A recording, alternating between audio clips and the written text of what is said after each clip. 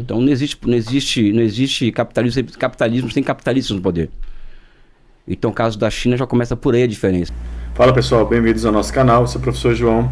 No vídeo de hoje nós vamos reagir a uma entrevista no podcast do Elias Jabbour feito pelo Reinaldo Azevedo. E aí nesse vídeo ele faz a seguinte pergunta: a China o que é? A China é um país capitalista de Estado ou vive um socialismo de mercado? E aí o professor Elias Jabbour acaba respondendo aí de forma muito interessante. Fica até o final com a gente. Deixa o seu like, comenta o que você achou, se inscreve para você receber as notificações sempre dos nossos vídeos que nós vamos estar trazendo todos os dias aqui, tá? E sem mais delongas, bora pro vídeo. Que a China é socialista? Por que não cabe à China a classificação de um capitalismo de Estado? Quando se pensa o modelo chinês, existe uma classe trabalhadora organizada, existe os marxistas não gostariam da palavra, mas você vai entender. Existe uma metafísica operária, da classe operária, que está presente naquele Estado e que orienta as escolhas daquele Estado, ou que a gente tem hoje num país que é o segundo país em número de bilionários do mundo, né? Que tirou da miséria 700 milhões de pessoas em bem pouco tempo, com, me parece, economia de mercado. Por que se diz que aquilo é socialismo? O capitalismo só se realiza enquanto forma histórica na medida em que os capitalistas alcançam o poder político, né? Então Cromwell ele corta a cabeça do rei na Inglaterra e dali surge mais de 100 anos de reformas institucionais que abrem condições para a lei dos cercamentos, né? E a tomada do poder na Inglaterra pela burguesia, né? Então não existe capitalismo sem capitalistas no poder. Então o caso da China já começa por aí a diferença. Os capitalistas não estão no poder na China. Quem está no poder na China é um bloco histórico liderado pelo Partido Comunista e seus aliados, que é a Frente Patriótica que chega em 49, que enceta que o destino do país é a construção do socialismo e a consecução do comunismo muito mais adiante, né?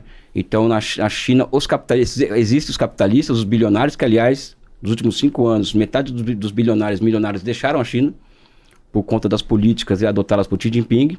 Então, nesse aspecto, já se coloca um ponto que o que diferencia muito a China de qualquer outra forma histórica no mundo, Estados Unidos, Alemanha, Japão, Coreia, etc., e que os capitalistas não estão no poder na China. Então, não existe capitalismo sem capitalismo no poder. Outro ponto é que o capitalismo de Estado ele é um pleonasmo, porque a moeda é uma criação estatal, o mercado, as suas instituições são criações estatais, e o próprio capitalismo acaba sendo uma criação estatal. Então, falar de capitalismo de Estado é um pleonasmo. Então, não cabe também essa designação, não é nenhuma noção, uma categoria, um conceito, porque não cabe nessa classificação hegeliana do que é conceito, categoria e noção. O capitalismo de Estado não é chega a ser algo até estranho de se ouvir na minha cabeça, né? Apesar que o Lenin trabalha com essa noção, na minha opinião, equivocado, inclusive, porque o Lenin ele ajuda a trazer, lógico, depois de 100 anos que ele falar sobre isso agora mas ele ajuda a ter uma visão etapista do próprio capitalismo, né? Então, para mim, eu não concordo muito com ele nesse aspecto, concordo em outros, mas não nesse, de uma visão de transição socialista. Mas o etapismo do capitalismo está no Marx também, não está só no Lenin, não? Mas o Marx nos ambos entregam possibilidades de uma visão de processo histórico, de transições, do novo e velho convênio de unidades contrários, a noção de combinações entre diferentes formas históricas, gerando uma terceira forma histórica, né? Sabe? Então, ambos nos trazem essa possibilidade. Talvez não seja mais tão preciso, porque o Lenin ele coloca isso, talvez ele usa isso dentro de um contexto de necessidade de ampliar o horizonte do setor privado na Rússia, até por conta da existência de recursos ociosos na agricultura. Está falando do primeiro NEP. E da NEP, né? De recursos ociosos na agricultura, né? Então, dentro dessa visão, pode caber uma noção de capitalismo de Estado. Pode, eu não concordo. Daria um outro programa só para tratar dessa polêmica. Mas a China não é um capitalismo de Estado, a China é um Estado socialista, né? Eu falo por conta do poder político e por conta da base produtiva e financeira do país serem públicos. A China hoje ela tem 96 conglomerados empresariais estatais controlados pelo Partido Comunista, não pelo Estado, que aqui é uma outra diferença, né? Não é estatal, é público, e o sistema financeiro que é público também, controlado pelo Partido Comunista, porque existe uma diferença, né? O State-led Development, como que é a Ásia, que é a própria Alemanha, os próprios Estados Unidos, e as pessoas confundem a China com isso, que a China é mais um modelo do tipo asiático, desenvolvimentismo asiático. Não é. A China é um estado que eu caracterizo como Communist Party-led Development, ou seja, que é uma dinâmica de acumulação baseada no Partido Comunista, né? Então, as diferenças são muito grandes em relação aos estados desenvolvimentistas, e tem essa questão da grande propriedade pública sobre os meios de produção e sobre a finança. O setor privado que existe ao redor dessa propriedade pública não é tão privado assim, até porque o que nós chamamos de propriedade privada na China não é a mesma da Inglaterra, que a Inglaterra surge após a lei dos secamentos. E após esse surgimento existe uma sacralização da propriedade privada na Inglaterra, né? E no Ocidente. Na China, a propriedade privada é uma concessão estatal. São duas formas históricas diferentes. E além disso, esse setor privado que existe na China, que é imenso, inclusive, ele é cada vez mais não público. Por quê? Porque o Partido Comunista ele avança sobre o setor privado. Por exemplo, há 5 anos atrás, somente 5% das ações das grandes empresas privadas chinesas eram públicas, né, do Estado. Hoje, 30% dessas ações são controladas pelo Estado. Então, é um setor privado que vai se tornando cada vez mais não público, dependente dos efeitos de encadeamento gerados no setor público da economia. E o setor público da economia, ele gera os chamados ciclos de acumulação. Além disso, o Partido Comunista, ele está presente em todas as empresas não públicas. O setor privado, eu acho que não cola para falar da China, é não público. Acima de 100 funcionários, tem que ter um CEO do Partido Comunista, que significa um militante do Partido Comunista influindo nas decisões de investimento privado na China. Então esse seria um capitalismo muito estranho, só para a gente começar a conversa. Eu vou fazer uma pergunta, depois eu passar para o Valfrido.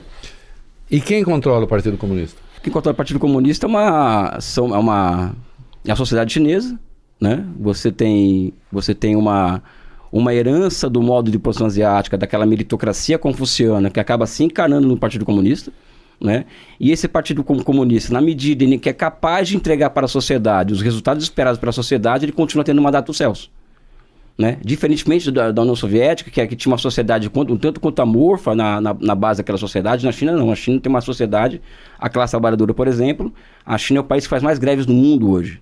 E os salários na China cresceram cerca de 170% em 10 anos, acima do PIB, da inflação e da produtividade, né? Então, é um partido comunista que ele é, sim, por mais que possa parecer uma loucura, controlado pela sociedade chinesa. Porque se ele não entregar para a sociedade chinesa aquilo que ele espera dela, ele cai. Assim como caiu toda a dinastia chinesa que não conseguiu entregar as obras públicas necessárias para conter enchente, por exemplo, dos últimos 2000 anos, né? Aí, pessoal, um vídeo rápido, mas com uma densidade de informações muito grande. O Elia Jabbour, né, ele faz uma diferença que eu acho que é essencial para a gente estabelecer aqui. Por exemplo, ele deu o exemplo lá, no caso depois da Revolução Industrial, até no acontecer da Revolução Industrial na Inglaterra, em que a propriedade privada foi sacralizada, né, quase que santificada, enquanto que na China ela é uma concessão estatal. Então, a introdução de um pensamento completamente diferente. Então, a gente parte já do Estado fazendo essa construção social. Além disso, ele fala que as empresas são consideradas empresas não públicas, ou seja, não é uma empresa privada em si, ou seja, é aquilo que pode se transformar no público, e que empresas grandes que têm mais de 100 funcionários já tem ali um membro do Partido Comunista fazendo essa revisão. Além disso, o próprio Partido Comunista avança na constituição dessas empresas, né, comprando ações, né, fazendo parte, na verdade, né, acho que tomando conta das ações das empresas. Tanto é que antes eram 5% e hoje a composição chega até 30%. Então a China, eu acho que a gente tem um desconhecimento gigantesco com relação ao que é a verdade esse país, né, por conta de ser no continente asiático. A gente desconhece muito sobre a forma como esses países agem. Eu acho que a China é algo singular dentro dessa construção histórico-social, né, da modernidade. É um país muito antigo, que tem características próprias, e o Partido Comunista faz a sua constituição, né, Tanto é que eles conseguiram tirar 700 milhões de pessoas da pobreza nos últimos 50 anos. Eu acho que a gente precisa cada vez mais estudar a China, e agora cada vez mais ela vem estabelecendo, né, um aumento de relações comerciais com o Brasil por conta do tarifaço do Trump, do Donald Trump. Então a gente precisa entender e compreender como esse processo dentro da estruturação econômica ocorre dentro desse país e como a gente pode, de certa forma, se beneficiar dela. Beleza? Vou ficando por aqui. Espero que você tenha gostado desse vídeo. Curte, comenta, compartilhe com seus amigos esse vídeo para chegar para mais pessoas e o algoritmo entender que você gostou desse vídeo. Um abraço e até a próxima.